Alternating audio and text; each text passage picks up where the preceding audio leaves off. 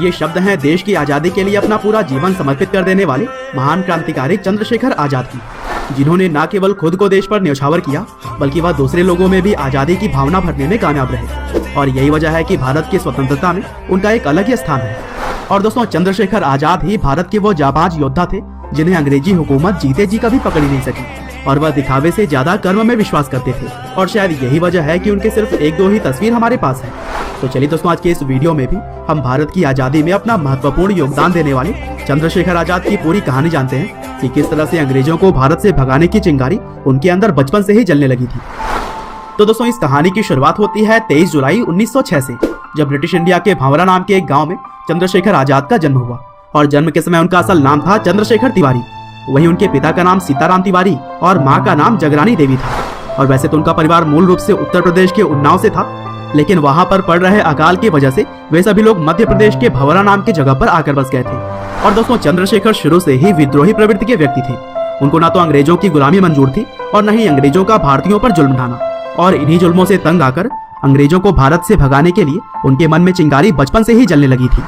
और चूंकि वह एक ब्राह्मण परिवार से ताल्लुक रखते थे, इसीलिए उनकी माँ चाहती थी कि वह काशी जाकर संस्कृत की पढ़ाई करें। लेकिन यह बात ना तो चंद्रशेखर आजाद को मंजूर था और ना ही किस्मत को, क्योंकि इसी बीच 13 अप्रैल 1919 में जलियांवाला बाग हत्याकांड हुआ, जिसमें कि लगभग 1600 मासूम लोगों की जान चली गई। और अंग्रेजों की इस क्रूरता ने पूरे देश को दहला कर रख दिया था। साथ ही हर किसी के मन में अंग्रेजी हुकूमत के खिलाफ नफरत कई गुना बढ़ गई थी। और इसी घटना ने चंद्रशेखर आजाद के अंदर भी छुपे हुए क्रांतिकारी को बाहर लाने का काम किया। और फिर 1921 यानी कि महज 15 साल की उम्र में चंद्रशेखर ने गांधी जी के असहयोग आंदोलन में भाग ले लिया।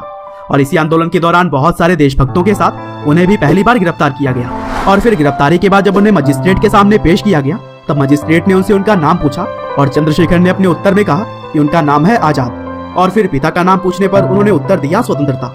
और फिर आखिर में जब उनसे उनका पता पूछा गया तो उनका जवाब था जेल।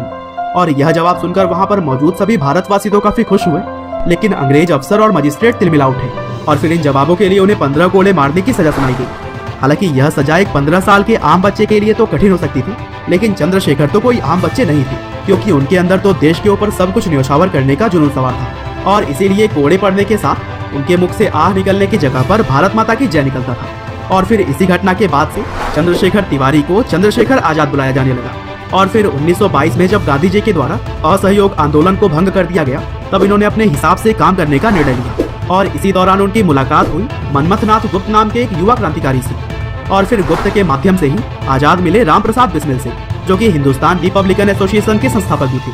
और बिस्मिल साहब चंद्रशेखर आजाद से मिलकर काफी प्रभावित हुए।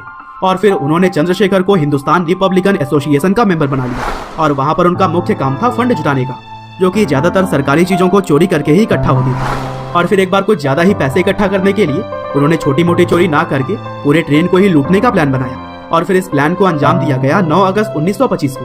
और दोस्तों, इसी घटना को हम काकोरी कांड के नाम से जानते हैं। और इस लूट में हिंदुस्तान रिपब्लिकन एसोसिएशन के बड़े बड़े क्रांतिकारी सदस्यों ने भाग लिया था। हालांकि यहाँ पर बहुत सारे क्रांतिकारियों को तो पुलिस ने पकड़ लिया, लेकिन आजाद वहाँ से बच निकलने में कामयाब रहे। और इस तरह से उन्हें पुलिस छू भी नहीं सकी। और फिर समय बीतने के साथ ही आजाद का कद भी बढ़ता चला गया और वह अब अंग्रेजी हुकूमत के लिए परेशानी का सबब बन चुके थे। हालांकि काकोरी कांड के बाद से HRA यानी कि हिंदुस्तान रिपब्लिकन एसोसिएशन एक तरह से बिखर चुका था। और इसीलिए 1928 आते भगत सिंह के साथ मिलकर चंद्रशेखर आजाद ने इस दल का नाम HSRA कर दिया, जिसका मतलब था हिंदुस्तान सोशलिस्ट रिपब्लिकन एसोसिएशन। और फिर इसी साल यानी कि 1928 के ही एक आंदोलन में लाला लाजपत राय की मृत्यु हो गई।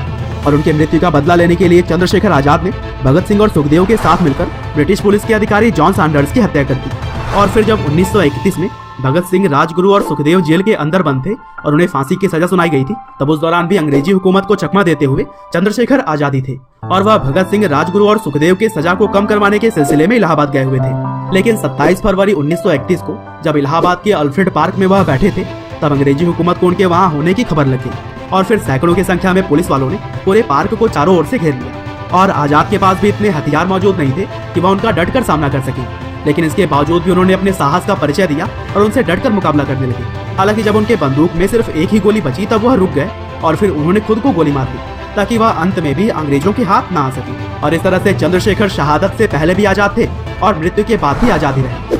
और फिर 24 साल की छोटी सी उम्र में ही शहीद होकर उन्होंने लाखों करोड़ों युवाओं में आजादी की ऐसी चिंगारी जलाई जो कि आग में तब्दील हो गई। और फिर आखिरकार 1947 में अपना देश आजाद हुआ। तो दोस्तों यह थी कहानी भारत के वीर सपूत चंद्रशेखर आजाद की। उम्मीद करते हैं कि यह आपको जरूर पसंद आई होगी। आपका बहुमूल्य समय देने के लिए बहुत बहुत धन्यवाद।